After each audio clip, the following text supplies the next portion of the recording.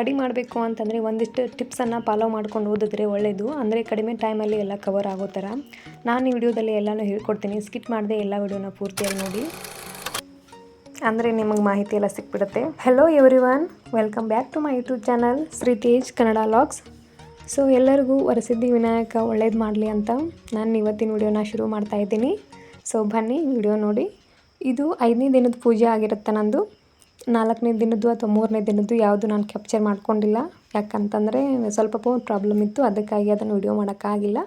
So ಇವತ್ತು 5ನೇ ದಿನದ ಪೂಜೆ ಎಲ್ಲ ಮುಗಿಸ್ಕೊಂಡ್ಬಿಟ್ಟು ನಾನಿಲ್ಲಿ ಸ್ಟಡಿ ಮಾಡೋಕ್ಕೆ ಕೂತ್ಕೋಬೇಕಂತ ಬಂದೆ. ನನಗೆ ಯಾವಾಗಲೂ ಈ ಸೋಫಾ ಮೇಲೆ ಕೂತ್ಕೊಂಡು ಓದಿದ್ರೇ ಸ್ವಲ್ಪ ಮೈಂಡಿಗೆ ಹೋಗೋದಂತ ಅನಿಸುತ್ತೆ. ಅದಕ್ಕೆ ಹೀಗಾಗಿ ಹೊರಗಡೆಯಿಂದ ಫ್ರೆಶ್ ಆದ ಗಾಳಿ ಬರ್ತಿರುತ್ತಲ್ಲ, ಹೀಗಾಗಿ ನಾನು ಇಲ್ಲಿ ಕೂತ್ಕೊಂಡು ಸ್ಟಡಿ ಮಾಡ್ತೀನಿ. ಸೊ ನಾನೆಲ್ಲ ಬುಕ್ಸು ನೈಟೆಲ್ಲ ಓದ್ಕೊಂಡಿರ್ತೀನಲ್ಲ, ಅದೆಲ್ಲ ಅಲ್ಲಿ ಸೋಫಾ ಮೇಲೆ ಇಟ್ಕೊಂಡೇ ಹೋಗಿರ್ತೀನಿ. ಆನಂತರ ಮಾರ್ನಿಂಗ್ ಎದ್ದ ತಕ್ಷಣ ಅದು ತೊಗೊಂಡು ಓದೋಕ್ಕೆ ಶುರು ಮಾಡಿದೆ. ನಾನು ಬುಕ್ಸ್ ತೊಗೊಂಡು ಬುಕ್ಸ್ಗೆಲ್ಲ ಒಂದು ನಮಸ್ಕಾರ ಹಾಕ್ಕೊಂಡು ಓದೋಕ್ಕೆ ಶುರು ಮಾಡಿದೆ. ಯಾವುದೇ ಒಂದು ವರ್ಕ್ ನಾವು ಪ್ರಾರಂಭ ಮಾಡ್ತೀವಿ ಅಂತಂದರೆ ಅದಕ್ಕೂ ಮೊದಲೇ ಒಂದು ನಮಸ್ಕಾರ ಮಾಡಿಕೊಂಡು ಆ ಕೆಲಸನ ಪ್ರಾರಂಭ ಮಾಡಿದ್ರೆ ಒಳ್ಳೆಯದಾಗುತ್ತೆ ಅನ್ನೋದು ನನ್ನ ಭಾವನೆ.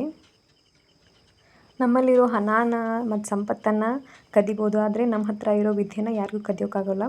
ಸೊ ಹಾಗಾಗಿ ನಾವೀಗ ಸ್ಟಡಿ ಮಾಡಬೇಕಾದ್ರೆ ವಿದ್ಯಾದೇವತೆಯಾದ ಸರಸ್ವತಿಯನ್ನು ನಮಸ್ಕಾರ ಮಾಡಿಕೊಂಡು ಓದಿದ್ರೆ ಚೆನ್ನಾಗಿರುತ್ತೆ ಅನ್ನೋದು ನನ್ನ ಭಾವನೆ. ನಾನು ಇದೇ ಥರ ಮಾಡೋದು. ನಿಮಗೂ ಇದು ಇಷ್ಟ ಆಗಿತ್ತಂದರೆ ಹಿಂಗೆ ಮಾಡಿರಿ.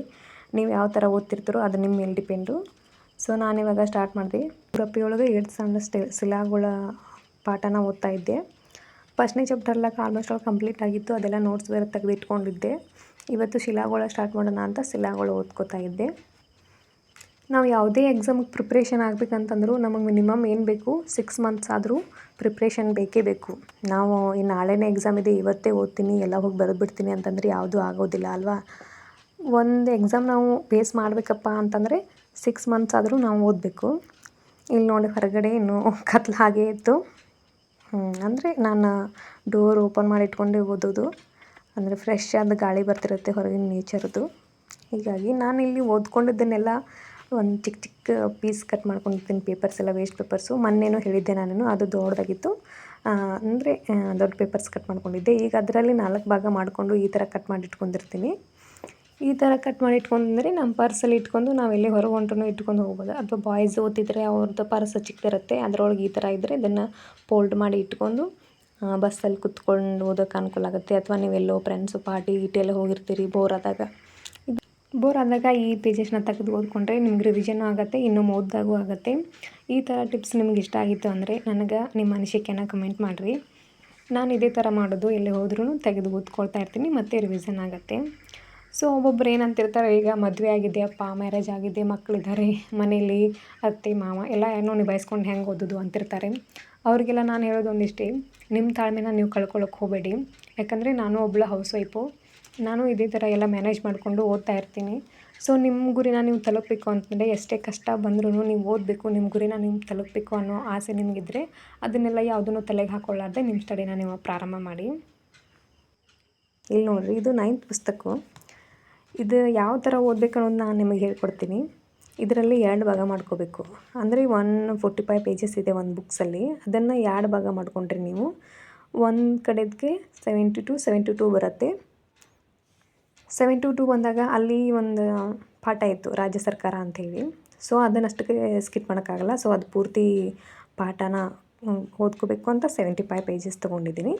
ಹೌದಾ, ಈ ಥರ ಒಂದು ಯಾವುದೇ ಬುಕ್ ನೀವು ತೊಗೊಂಡ್ರೂ ಅದನ್ನು 2 ಭಾಗ ಮಾಡ್ಕೊಳ್ಳಿ. ಅದಕ್ಕೆ ಎಷ್ಟು ಪೇಜಸ್ ಇದೆ ನೋಡಿಕೊಂಡು 2 ಭಾಗ ಮಾಡಿಕೊಂಡು ಅದನ್ನು ಏನು ಮಾಡಬೇಕು, 1 ಡೇಯಲ್ಲಿ ನಾನು ಇದೊಂದು ಪಾರ್ಟ್ ಮುಗಿಸ್ತೀನಿ. ಹೌದಾ, 1 ಡೇಯಲ್ಲಿ ಈ ಪಾರ್ಟು, ಅಂದರೆ 2 ಪಾರ್ಟ್ ಮಾಡಿರ್ತಿಲ್ಲ, 1 ಡೇಯಲ್ಲಿ 1 ಪಾರ್ಟು, ಇನ್ನೊಂದು ಡೇಯಲ್ಲಿ ಇನ್ನೊಂದು ಪಾರ್ಟು. ಅಂದರೆ ಈ ಟಿಪ್ಸ್ ಯಾಕಪ್ಪ ಅಂತಂದರೆ ನಿಮಗೆ ಎಕ್ಸಾಮ್ ಸಮೀಪ ಬಂದಿರುತ್ತೆ. ಹೌದಾ, ಎಕ್ಸಾಮ್ ಸಮೀಪ ಬಂದಾಗ ನಾನು ಓದೋಕ್ಕಾಗಲ್ಲ, ಇಡೀ ಪುಸ್ತಕ ಎಲ್ಲ ನಾನು ಯಾವಾಗ ಓದಲಿ ಅನ್ಕೋತಿರ್ತೀರಲ್ಲ, ಆವಾಗ ನೀವು ಈ ಥರ ಪ್ಲ್ಯಾನ್ ಮಾಡಿಕೊಂಡು ಓದಿದ್ರೆ ಒಳ್ಳೆಯದು. ಅಂತಂದರೆ ಕವರ್ ಆಗಿಬಿಡುತ್ತೆ ಅಂತ. ನೀವು ನಾನು ಇದು ಓದಬೇಕು, ಇಷ್ಟು ಟೈಮಿಗೆ ಇದನ್ನು ಮುಗಿಸ್ಬೇಕು ಅಂತಂದರೆ ಅಷ್ಟು ಟೈಮಿಗೆ ಅದನ್ನು ಮುಗಿಸ್ಬೇಕು ನೀವು. ಹೌದಾ, ಇಲ್ಲಿ ಬಿಡ ಓದಿರತ್ತೆ ಅಂತಂದರೆ ಯಾವುದೂ ಆಗೋದಿಲ್ಲ. ಸೊ ನಾನಿಲ್ಲಿ ತೋರಿಸ್ತಾ ಇದ್ದೀನಿ ನಿಮಗೆ. 2 ಭಾಗ ಮಾಡ್ಕೋಬೇಕು. 2 ಭಾಗ ಮಾಡಿಕೊಂಡು ಅದನ್ನು ಬರೆದಿಟ್ಕೊಳ್ಬೇಕು. ನಾನು ಇದೆಲ್ಲ ಹೋದ ಸರಿ TET ಬರ್ಕೊಂಡಿದ್ದು ಹಾಗೆ ಇದೆ, ಅದು ಎಲ್ಲ ಮಾರ್ಕ್ ಮಾಡ್ಕೊಂಡಿದ್ದೆ. ಅಂದರೆ ಅಷ್ಟೆಲ್ಲ ಓದಿದ್ರೂ ಸ್ವಲ್ಪ ಪ್ರಾಬ್ಲಮ್ ಆಗುತ್ತೆ ಎಕ್ಸಾಮಲ್ಲಿ. ಒಂದೊಂದು ಮಾರ್ಕ್ಸು ಇಂಪಾರ್ಟೆಂಟ್ ಇರುತ್ತಲ್ಲ. ಸೊ ನೀವು ಓದ್ಕೋಬೇಕು ಅನ್ನೋದನ್ನು ಫೋಲ್ಡ್ ಮಾಡ್ಕೊಳ್ಳಿ. ಒಂದು ಪೇಜಸ್ ಫೋಲ್ಡ್ ಮಾಡಿಕೊಂಡು ಇಲ್ಲೆಲ್ಲ ಬರ್ಕೋಬೇಕು ನೀವು. ಒಂದು ಬುಕ್ಕಲ್ಲಿ ಅಂದರೆ ಅದೇ ಬುಕ್ಕಲ್ಲಿ ಒಂದು ಸೀಸಲೇ ರಬ್ ಮಾಡ್ಕೊಂಡ್ಬಿಟ್ರೆ ನಿಮಗೆ ಗೊತ್ತಾಗ್ಬಿಡುತ್ತೆ. ಅಂದರೆ ನಾ ಈ ಪೇಜನ್ನು ಇವತ್ತೇ ಓದಬೇಕು ಅಂತೇಳಿ, ಇಷ್ಟು ಪೇಜನ್ನು ಈ ಒಂದು ದಿವಸದಲ್ಲಿ ಅಥವಾ 2 ಡೇಸಲ್ಲಿ ನಾನು ಇದನ್ನು ಮುಗಿಸ್ಬೇಕು ಅಂತ. ಈ ಥರ ನೀವು ಅದ್ರ ಮೇಲೇ ಒಂದು ಪೆನ್ಸಿಲಲ್ಲಿ ಬರೆದು ಇಟ್ಕೊಂಡ್ಬಿಡಬೇಕು. ಅಂದರೆ ನಾನು ಒಂದು ಭಾಗನ ಎಷ್ಟು ದಿವಸ ಓದ್ತೀನಿ ಅಂತ. ನಿಮಗೆ ಎಷ್ಟು ಅನುಕೂಲ ಆಗುತ್ತೋ, ಅಂದರೆ ಎಕ್ಸಾಮ್ಸ್ ನಿಮಗೆ ಕಮ್ಮಿ ಡೇಸ್ ಇದ್ದರೆ ಅಥವಾ ಈಗ 10 ಡೇಸು 20 ಡೇಸು ಹಿಂಗಿದ್ರೆ ಒಂದು ಪಾಠನ ಒಂದು ದಿವಸದಲ್ಲಿ ಮುಗಿಸ್ತೀನಿ ಅಂತ ಹಾಕ್ಕೊಳ್ಳಿ. ಇಲ್ಲ ಅಂತಂದರೆ ನಿಮ್ಗೆ ಇನ್ನೂ ಟೈಮಿಂಗ್ ಇದೆಯಪ್ಪ ಅಂದರೆ ಜಾಸ್ತಿ ಟೈಮಿಂಗ್ ಇದೆ ಅಂತಂದರೆ ನೀವು 2 ಡೇಸ್ ಆದರೂ ಹಾಕ್ಕೋಬೋದು, 3 ಡೇಸ್ ಆದರೂ. ಅಂದರೆ ಅದರೊಳಗೆ ಮತ್ತೆ ಭಾಗ ಮಾಡ್ಕೊಂಡು ಇದನ್ನು ಮುಗಿಸ್ಲೇಬೇಕು ಅಂತ ಅಂದ್ಕೊಂಡು ಅದರಲ್ಲೆಲ್ಲ ಟಿಕ್ ಮಾಡ್ಕೊಂಡು ಇಟ್ಕೊಂಬಿಡಿ ನೀವು. ಹೌದಾ, ಈಗ ನಾನು 75 ಪೇಜಸ್ ತನಕ ಹಾಕ್ಕೊಂಡೆ. ಈ 75 ಪೇಜಸ್ದಿಂದ ಮತ್ತು 145 ಅಂದರೆ ಅದೇ 2 ದಿವಸ. ಇದೇ ಥರ ನೀವು 6ನೇತೆ ಬುಕ್ಸ್ ಆಗಲಿ ಅಥವಾ 7ನೇತೆ ಬುಕ್ಸ್ ಆಗಲಿ, ನಿಮ್ಗೆ ಯಾವ್ದು ಬುಕ್ಸ್ ಇರುತ್ತಲ್ಲ ಅದನ್ನೆಲ್ಲ ಈ ಥರ ಅದ್ರ ಪೇಜಸ್ ನೋಡಿಕೊಂಡು ನೀವು ಹಾಕ್ಕೋಬೇಕು. ಈ ಥರ ಮಾಡೋದ್ರಿಂದ ಏನಾಗ್ತದೆ, ನಿಮ್ಮ ಸಿಲೆಬಸ್ ಎಲ್ಲ ಸಂಪೂರ್ಣವಾಗಿ ಕವರ್ ಆಗುತ್ತೆ. ನಾನು ಆಲ್ಮೋಸ್ಟ್ ಅಲ್ಲೆಲ್ಲ ಯಾವುದೇ ಎಕ್ಸಾಮ್ ಪ್ರಿಪ್ರೇಷನ್ ಮಾಡಿದ್ರೂ ಇದೇ ಥರ ಹಾಕ್ಕೊಂಡಿರ್ತೀನಿ. ಇಲ್ಲಿ ನೋಡಿರಿ 2 ಡೇಸ್ ಮುಗಿಬೇಕಂತ ಮೊನ್ನೆನೇ ಹಾಕ್ಕೊಂಡು, ಅಂದರೆ ಟಿಗೆ ಹಾಕಿಟ್ಕೊಂಡಿದ್ದೆ ನಾನು ಅದನ್ನು. ಈ ಥರ ನೀವು ಆ ಬುಕ್ಸಲ್ಲಿ ಈ ಥರ ಹಾಕಿಟ್ಕೊಂಡ್ರೆ ಬುಕ್ಸ್ ಓಪನ್ ಮಾಡಿದಾಗೆಲ್ಲ ನಾನು ಇದನ್ನು ಇಷ್ಟು ದಿನಕ್ಕೆ ಮುಗಿಬೇಕಂತ ಬರ್ಕೊಂಡಿದ್ದೀನಿ, ಇಷ್ಟು ದಿನಕ್ಕೆ ಮುಗಿಬೇಕು ಅಂತ ನಿಮ್ಮ ಮೈಂಡಲ್ಲಿ ಅನ್ಸೋಕ್ಕೆ ಶುರುವಾಗುತ್ತೆ. ಸೊ ಓದೋಕ್ಕಿನ್ನೂ ಜಾಸ್ತಿ ಇಂಟ್ರೆಸ್ಟ್ ಬರುತ್ತೆ.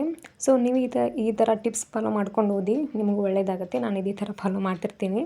ಸೊ ನಿಮಗೆ ಈ ಟಿಪ್ಸ್ ಇಷ್ಟ ಆಗಿತ್ತು ಅಥವಾ ಈ ವಿಡಿಯೋ ಇಷ್ಟ ಆಗಿತ್ತು ಅಂದರೆ ಲೈಕ್ ಮಾಡಿರಿ, ಕಮೆಂಟ್ ಮಾಡಿರಿ, ಶೇರ್ ಮಾಡಿರಿ ಮತ್ತು ಸಬ್ಸ್ಕ್ರೈಬ್ ಮಾಡೋದನ್ನು ಮರಿಬೇಡ್ರಿ. ಎಲ್ಲರಿಗೂ ಥ್ಯಾಂಕ್ ಯು ರೀ. ಟೇಕ್ ಕೇರ್ ರೀ. ಬಾಯ್. ಮತ್ತೆ ಮುಂದಿನ ವಿಡಿಯೋದಾಗ ಸಿಗ್ತೀನಿ ರೀ.